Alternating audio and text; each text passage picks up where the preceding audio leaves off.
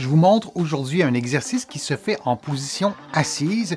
Vous allez pouvoir le faire en solo, vous allez pouvoir aussi l'intégrer à un programme d'exercice déjà existant et vous allez voir en quelques minutes, vous allez bien le comprendre, le mémoriser et vous pourrez en profiter plus tard. Vous allez aussi vous souvenir que tous les exercices que je vous présente sur ma chaîne, y compris celui-là, ne doivent pas augmenter ou reproduire une douleur. Si c'est le cas, vous ne le faites pas et vous consultez un professionnel de la santé.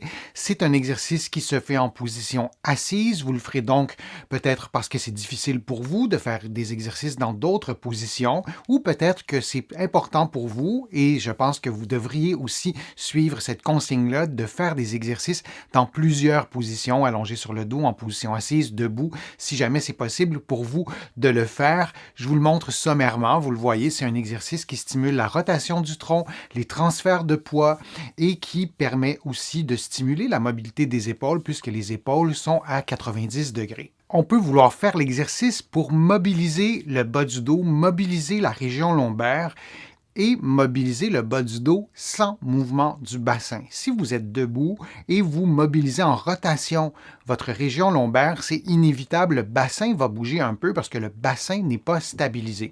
Dans l'exercice que je vous propose qui se fait en position assise, votre poids du corps est sur le bassin, donc ça sera plus facile d'éviter une rotation du bassin pour se concentrer sur une rotation lombaire et aussi évidemment une rotation de la cage thoracique. Et il y a autre chose aussi qui bouge dans votre corps, mais en principe, le bassin ne bouge pas. Et ce que j'aime bien de cet exercice, comme dans les mouvements de la vie de tous les jours, il est assez rare qu'on fasse une rotation pure de la région lombaire en se limitant à ça. Lorsque vous faites l'exercice, vous allez ajouter aussi, comme vous le voyez, un déplacement latéral. Vous allez déplacer votre poids sur la fesse. Je vais vous expliquer l'exercice plus en détail dans quelques instants, mais le fait d'ajouter à la rotation un mouvement, un transfert de poids sur la fesse du côté de la rotation et un mouvement de déviation, si je peux dire ce terme-là, ça reproduit des mouvements qu'on fait davantage dans la vie de tous les jours et c'est important dans des exercices de mobilité parce que vous avez eu une douleur lombaire, la douleur s'est résorbée. C'est important de récupérer aussi la mobilité au complet, peut-être parce que vous avez été hospitalisé, vous avez été alité, peu importe la raison, si vous voulez, ou peut-être dans une préoccupation préventive de préserver votre mobilité, c'est intéressant d'avoir des mouvements combinés. Oui, faire une rotation et aussi une déviation, comme vous le voyez, en déplaçant son poids sur une fesse et ensuite en faisant le mouvement inverse, en déplaçant notre poids sur l'autre fesse. Lorsque vous faites l'exercice, vous tentez, je vais vous l'expliquer plus en détail dans quelques instants, mais de stimuler, d'utiliser les muscles profonds de l'abdomen aussi pour stabiliser, mais de faire ce mouvement-là, ça peut être fort intéressant. On peut augmenter le niveau de difficulté, on peut réduire le niveau de difficulté, mais de stimuler la rotation dans votre propre mobilité et ça c'est important et je terminerai là-dessus pour les explications spécifiques à cet exercice dans des visées de mobilité lombaire. Vous devez vraiment respecter votre propre mobilité. Vous n'essayez pas de reproduire exactement ce que je fais si votre corps ne vous permet pas de le faire. Et si par exemple dans la déviation latérale, lorsque vous déplacez votre poids sur la fesse, vous pouvez aller un peu plus loin, vous le faites aussi si vous allez plus loin que moi et tout est parfait, mais vous respectez vos propres capacités physiques. Je vous présente maintenant l'exercice plus en détail. Vous l'avez vu, c'est un exercice qui se fait en position assise, les bras levés à 90 degrés, les mains jointes. On garde une distance entre les pieds qui correspond à peu près à la largeur du bassin. On garde un bon alignement entre la tête, les épaules et le bassin. Le dos bien droit, les épaules détendues. On ne veut pas lever les épaules et on effectue un mouvement d'abord de rotation et à la fin du mouvement de rotation, on déplace le poids sur la fesse du côté de la rotation. On peut aussi faire l'exercice les mains sans joindre les mains comme vous le voyez en ce moment, en gardant les bras parallèles. On pourrait par exemple ajouter des poids au poignet. Alors, de cette façon-là, nos bras vont travailler de façon isolée. Ici, les mains sont jointes. C'est pas nécessairement bon ou mauvais, mais c'est différent. Les muscles des deux bras travailleront en synergie.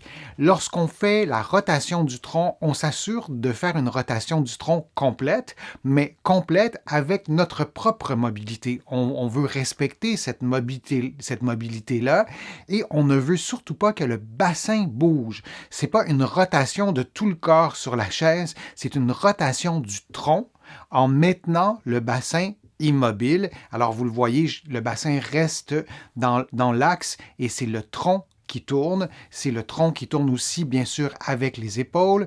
Que vous ayez les mains jointes ou pas, vous pourrez essayer les deux versions. Vous pourrez le faire des deux façons, mains jointes ou non. Et on veut s'assurer de respirer librement pendant l'exercice. Avant de commencer le mouvement, si c'est possible pour vous, vous pouvez contracter les muscles profonds de l'abdomen, le transverse, entre autres, comme si vous souhaitiez rentrer votre nombril, toujours en respirant librement. Et, si vous pouvez, vous allez ajouter la contraction du plancher pelvien, le muscle qui retient l'urine et les gaz. Pour certaines personnes, c'est trop intégrer tout ça d'un coup la première fois et c'est pas important de pouvoir le faire la première fois, mais vous pourrez progressivement, au fil des jours, au fil des semaines, intégrer ces différentes consignes que je vous donne pour arriver à faire l'exercice de cette façon-là. Il y a différentes façons de réduire le niveau de difficulté. Vous pourriez tourner le tronc un peu moins loin. Vous pourriez ne pas lever les bras, ça serait déjà plus facile et vous pourriez ne pas ajouter le transfert de poids qu'on exécute après avoir effectué le mouvement de rotation. Alors, vous pouvez enlever certains éléments de l'exercice pour réduire le niveau de difficulté.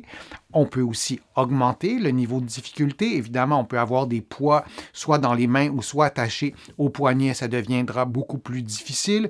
On peut faire le mouvement un peu plus vite. Ça aussi, c'est une façon d'augmenter le niveau de difficulté. Et on peut aussi faire l'exercice les yeux fermés. Pour ce qui est de l'équilibre, pour certaines personnes, ça peut aussi augmenter le niveau de difficulté.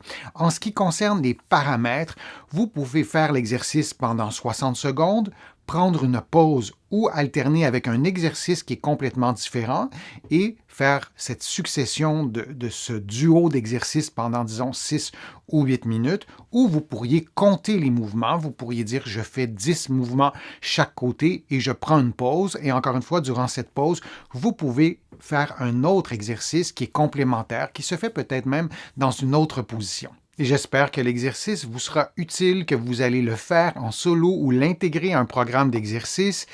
Si vous avez aimé la vidéo, je vous invite à cliquer j'aime, à la partager sur vos réseaux sociaux. Vous le savez, avec les algorithmes des réseaux sociaux, ça me donne plus de visibilité et ça m'aide à pouvoir vous produire de nouveaux contenus. J'essaie de vous en proposer quotidiennement et ça me fait toujours plaisir de le faire. Et je vous remercie aussi très sincèrement pour vos contributions. Vous pouvez le faire directement sur YouTube ou en visitant mon site web, le www.denisfortier.ca et vous allez pouvoir vous abonner aussi gratuitement à une infolettre et vous allez pouvoir aussi trouver toutes les informations qui concernent mes livres que vous pouvez trouver ici au Québec, mais aussi de l'autre côté de l'Atlantique. Il y a plusieurs thématiques que j'aborde dans mes livres. Je vous invite à les découvrir et notamment mon livre Plus jamais malade que vous pouvez trouver ici au Québec et aussi en France et dans d'autres pays. Je suis Denis Fortier. Je vous remercie beaucoup. À bientôt.